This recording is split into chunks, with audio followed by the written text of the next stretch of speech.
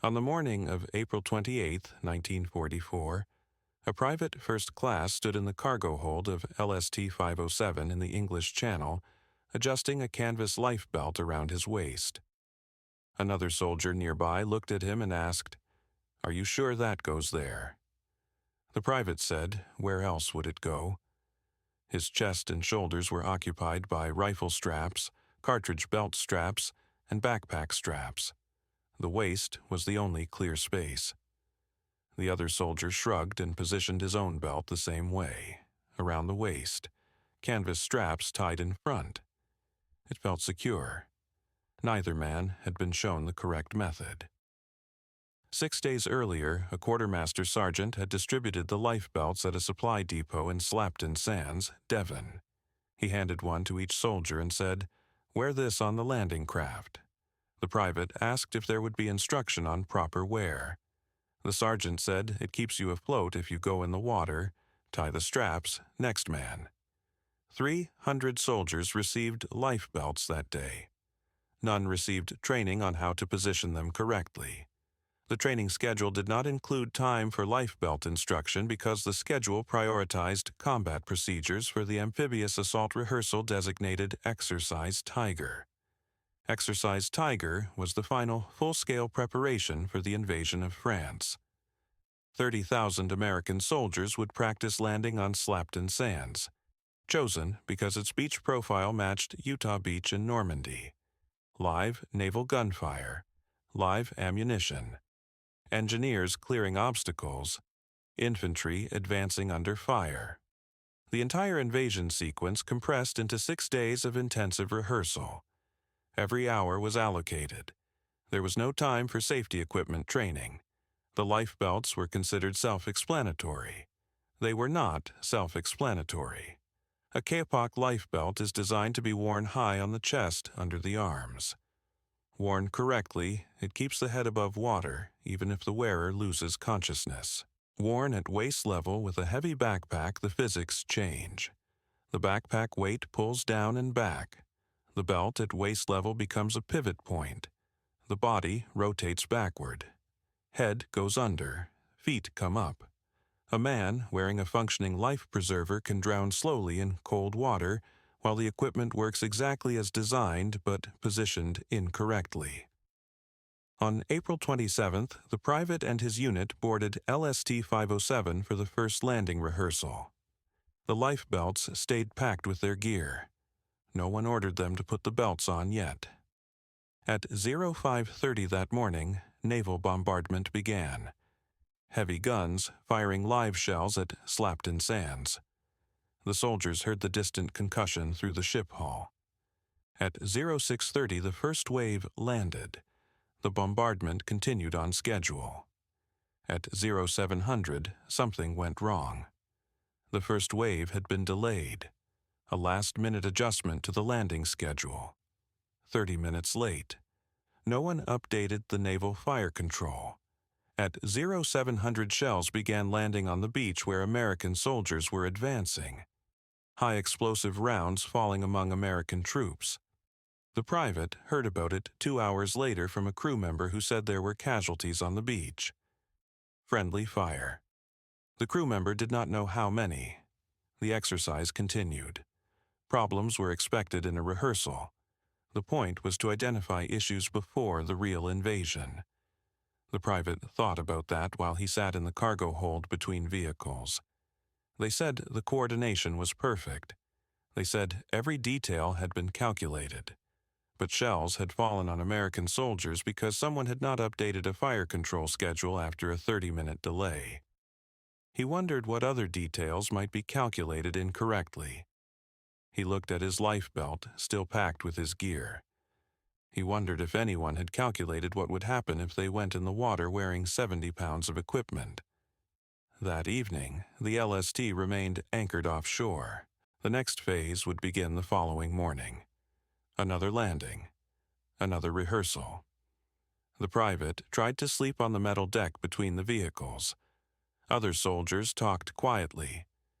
Someone said he heard the friendly fire had killed at least 20. Someone else said it was worse than that. No one knew the real number. The officers were not saying. The private closed his eyes but kept seeing the image of shells landing among men who thought they were safe because the system had promised coordination. At 2300 hours, the LST convoy began moving to reposition for the morning landing. 8 ships. They were supposed to have destroyer escort, but HMS Scimitar had been damaged 2 days earlier in a collision and no replacement had been assigned. The convoy moved through Lime Bay without escort because the schedule required movement, and because Lime Bay was considered relatively secure, and because stopping the exercise would delay the preparation for the invasion that had to happen in June. At 0100 on April 28th, a watch officer announced over the ship intercom that all personnel should have life belts accessible. The private pulled his belt from his pack. Other soldiers did the same. Someone asked how they were supposed to wear them. No one knew. A sergeant said, "Put them on and tie them secure." The private wrapped the belt around his waist because that was the only position that made sense with his combat load. Everyone around him did the same. They checked each other. The belts looked secure. The straps were tied properly. The equipment was functioning as far as they could tell. What they could not tell was that every belt was positioned wrong. What they could not know was that the weight distribution would invert them in the water. What nobody had mentioned in 6 days of intensive preparation was that a life belt requires specific placement to work correctly, and that placement is not intuitive when wearing full combat equipment. The information existed. The Navy knew. Someone somewhere knew. But the information had not reached the men wearing the belts. At 0200, the private was leaning against a vehicle trying to sleep when the first torpedo hit. The impact threw him sideways. Emergency lighting failed. Backup lights came on dim and red. The sound was massive. Metal tearing, water rushing. Someone was shouting orders, but the words were lost in noise. The private grabbed his rifle and tried to stand. The deck was tilting. Water was coming in fast. Men were moving toward ladders leading to the upper deck. The private followed. His 70-pound load made movement difficult. He reached the ladder and climbed. His hands slipped on the wet metal rungs. He made it to the upper deck. The night was black. No moon. He could not see the water, but he could hear it. The ship was listing severely. Men were jumping. Others were climbing down ropes. The private moved to the rail. He looked down and saw nothing. Just darkness where the water was. The ship tilted further. He heard someone scream. He did not know if he should jump or wait. Then a second explosion. The ship shuddered. The decision was made. He went over the rail. The water was colder than anything he had experienced. The shock took his breath. He surfaced, gasping. The life belt was holding him up. It was working. He could float. He tried to orient himself. He could see the dark mass of the burning LST. He could hear men in the water. Hundreds of voices, shouting, calling, some screaming. The cold was immediate and total. His hands were numb within seconds. The backpack was pulling him. He felt the weight dragging down. He tried to adjust position, but the life belt kept him in place. His head was still above water. The belt was working. He told himself the belt was working. He just had to stay calm until rescue came. The water was so cold. He had never felt cold like this. His legs were already losing sensation. He tried to keep moving to stay warm, but movement was hard with the equipment weight. He looked around for something to hold. Debris was floating. He saw a piece of wood and swam toward it, but his arms were not working correctly. The cold was in his muscles. He reached the wood and grabbed it. It helped. He could rest against it. He could feel the life belt supporting him. It was keeping his head up. He just had to wait. Rescue would come. Someone knew they were out here. Someone had to know. The private did not know that his body was slowly rotating, that the backpack weight and the belt position were creating a pivot point at his waist. that the physics of weight distribution were gradually tipping him backward. He only knew that the cold was overwhelming, and that the lifebelt was keeping him afloat, and that he needed to stay conscious until rescue arrived. He held the piece of wood. He tried to keep his head clear. He counted to 60 over and over to track time. He made it to 300 before his grip on the wood failed. Chapter 2. The Water. The private regained consciousness floating face up in darkness. He did not remember losing consciousness. He did not know how long he had been out. The cold was still there, but felt distant now. His body was numb. He could not feel his legs. His arms responded slowly when he tried to move them. The lifebelt was holding him at the surface. He could see stars above. He was alive. The belt was working. Around him, in the darkness, hundreds of men were in the water. He could hear them. Voices calling for help. Voices calling names. Some voices were strong, some were weak, some were just sounds without words. He tried to call out, but his voice was thin. He tried again. Someone nearby answered. The voice said, "Hold on." The voice said, "Rescue is coming." The private believed this because it had to be true. The convoy had been 8 ships. 6 were still afloat. They knew LST-507 was hit. They had to know men were in the water. What the private did not know was that the surviving LSTs were following emergency procedures. When torpedoes were detected, the protocol was to increase speed and take evasive action to avoid further attacks. The German E-boats were still in the area. Stopping to pick up survivors would make the remaining ships stationary targets. The senior officer on the convoy made the decision to proceed at maximum speed toward the safety of coastal waters. This was the correct decision according to doctrine.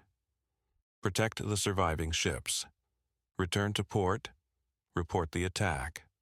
Organize rescue operations from there. The decision was correct, but it meant the surviving LSTs were moving away from the men in the water. Every minute they moved farther. The men in the water did not know this. They saw dark shapes moving and thought rescue was coming. They shouted and waved. The shapes moved past. The sound of engines faded. The men in the water stopped shouting. They waited in silence. They believed rescue would come from somewhere else. There had to be other ships. There had to be rescue vessels.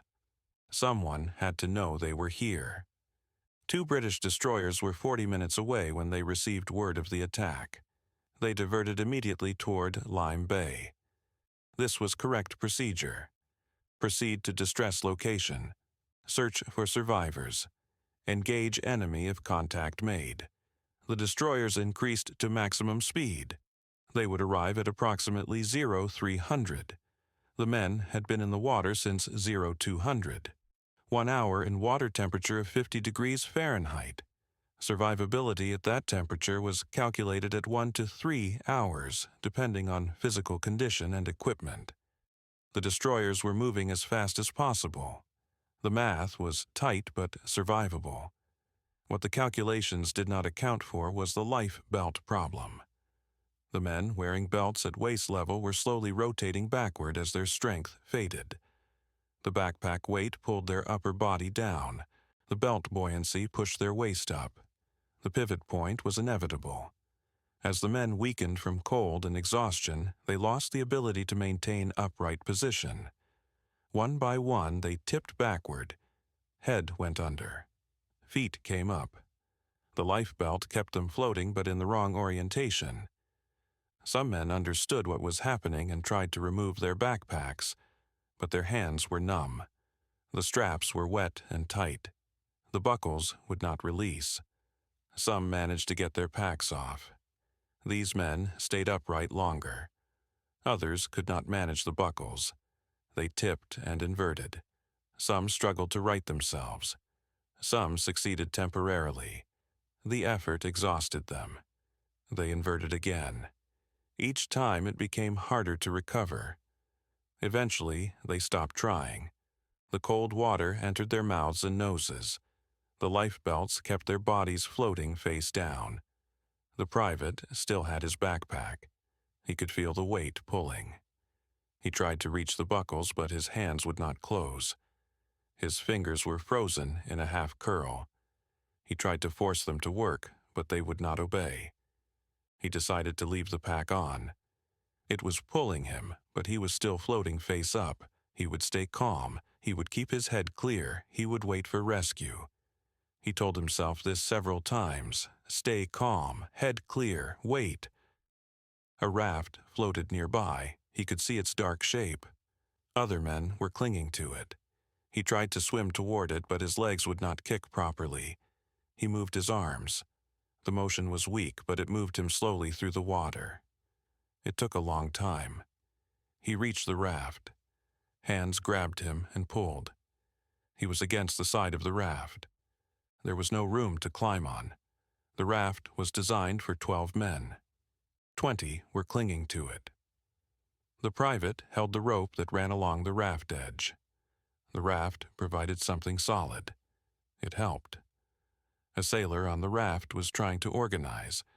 He was saying names and counting. He was trying to determine how many were on the raft and how many were in the water nearby. His voice was steady, but the private could hear the edge in it. The sailor kept counting and losing track and starting over. The cold was affecting everyone. Thinking was becoming difficult. The sailor gave up counting. He said, "Hold on." He said, "Rescue is coming." He said, "Stay with the raft." The private held the rope. He tried to pull himself higher on the raft side to reduce the weight pulling on his arms, but he could not generate the strength. He settled for holding the rope with both hands. Other men around him were silent. Some were talking to themselves. One man was praying. Another was singing something under his breath. The private listened to the singing. It was not a song he recognized. The singing stopped. The private looked but could not see which man had been singing. Everyone looked the same in the darkness. Shapes clinging to the raft. Time became difficult to track. The private tried counting again but lost count. He tried to stay focused on the present moment. Hold the rope, keep breathing, wait for rescue. These were simple tasks. He could do simple tasks, but his mind kept drifting. He thought about the life belt training that never happened. He thought about the sergeant saying it was self-explanatory. He thought about the briefing officer saying coordination was perfect. He thought about the shells that fell on American soldiers because someone forgot to update a schedule. He thought about patterns and procedures and the distance between what the system promised and what actually happened. His hands were slipping on the rope. He forced them to grip harder, but they would not. The numbness was too deep. He tried to hook his elbows over the rope, but the angle was wrong. He was sliding down. He went under. The water closed over his head. He kicked and surfaced. The raft was an arm length away. He reached for the rope and caught it. He pulled himself back. His hands were barely holding. He knew he could not hold much longer. The British destroyers arrived at 0300. They had searchlights. The beams swept across the water. The private saw the light and felt relief so overwhelming he almost released the rope. They were here. Rescue was here. He tried to shout, but his voice was weak. Others on the raft were shouting, waving. The searchlight found them. The beam held on the raft. The destroyer was turning toward them. The private watched it come. The ship was moving slowly, carefully. It took a long time to cover the distance. The destroyer stopped 30 yards from the raft. Sailors threw lines. Men in the water tried to reach them. Some succeeded. Others were too weak to swim. The destroyer crew deployed cargo nets over the side. Men tried to climb. Their hands could not grip. Sailors climbed down the nets and helped pull men up. The process was slow. The nets were slippery. Some men fell back into the water. The sailors caught them and tried again. One man at a time. Pull, lift, haul over the rail. Next man. The private was still at the raft. He was farther from the destroyer. He would have to swim to reach the nets. He did not think he could swim that far. He decided to wait. The destroyer would come closer. Or they would send a boat. He would wait. His hands released the rope. He did not tell them to release. They simply opened. He was floating free. The life belt held him up. He was drifting away from the raft. He tried to kick back toward it, but his legs would not kick. He was drifting. The raft was moving away. The destroyer's searchlight was moving. It swept past him. He was in darkness again. He floated. The life belt kept him up. His backpack was still pulling. He felt himself tipping. He tried to right himself, but his body would not respond. He was rotating backward. The movement was slow. He was going over. His head went under. His feet came up. He was inverted. He tried to flip forward, but he had no strength. The water was in his nose. He blew it out. More water came in. He was choking. He tried to reach up, but up was down. He could not orient. The life belt was holding him floating, but he was upside down. His face was underwater. He needed to breathe. He could not breathe. The life belt was working correctly. It was keeping him floating at the surface exactly as designed. The kapok was buoyant. The straps were tied securely. The equipment was functioning. But his head was under the water, and his feet were above the water, and the backpack weight and the belt position had created a pivot point at his waist, and he was drowning in a working life preserver 30 yards from a rescue ship with searchlights sweeping the darkness, looking for survivors to pull from the cold April water of Lime Bay, where 749 American soldiers would die during a rehearsal for an invasion that would succeed 6 weeks later on a beach in France. By 0800 on April 28th, the British destroyers had pulled 116 men from the water. They searched until daylight made it clear there were no more survivors, only bodies, floating face down, many wearing life belts. The belts were inflated and functional. The bodies were inverted. The count took weeks. LST-507 had carried 496 soldiers and crew. 216 were confirmed dead. LST-531 had carried 496. 424 were dead. LST-289 had been damaged but stayed afloat. 29 were dead. The official total was 749 American casualties. Other reports said 946. The discrepancy was never explained. The survivors were taken to a secured facility. A Navy officer told them everything they had experienced was classified. They were not to discuss April 28th with anyone, not other soldiers, not family, not in letters home. Violation would result in court-martial. The men signed statements. They were released to their units. Families received telegrams stating their sons or husbands had been killed in action in the European theater. No location, no circumstances, no details. The deaths from Exercise Tiger were absorbed into the general casualty statistics of 1944. 749 men disappeared into the accounting of war. On April 30th, senior officers met at Supreme Headquarters Allied Expeditionary Force. They reviewed the casualties and decided to resume Exercise Tiger after 48 hours. The invasion was scheduled for early June. The units needed training. Canceling would mean sending them into combat with less preparation. On May 3rd, the exercises resumed. Different units, different ships, same beach, same procedures. This time, no torpedoes, no men in the water. The training continued through May. On June 6th, 156,000 Allied troops landed in Normandy. 53,000 Americans landed at Utah Beach and Omaha Beach. The units that trained at Exercise Tiger went ashore at Utah Beach in the first wave. They took casualties, but they secured the beach and advanced inland. By the end of D-Day, the landing was considered successful. Utah Beach casualties were 200 dead.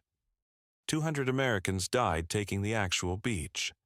749 Americans died rehearsing it. The rehearsal killed nearly 4 times more men than the battle. This fact was not mentioned in official histories. Exercise. Tiger remained classified for decades. The survivors went home after the war. They did not talk about April 28th. They had signed statements. Some tried to tell their families. No one believed them. 749 men did not die in a training accident. That would have been investigated. Their families thought they were confused. The survivors stopped explaining. They kept silent as ordered. For 40 years, the event was classified. Small memorials appeared at Slapton Sands, but did not mention Exercise Tiger. In 1974, a local resident found a Sherman tank in the bay and placed it on the beach. Still, the official silence continued. In 1984, a book was published with survivor interviews and declassified documents. The author calculated 946 dead. The Navy disputed this. The official count remained 749. In 1987, a formal memorial was dedicated.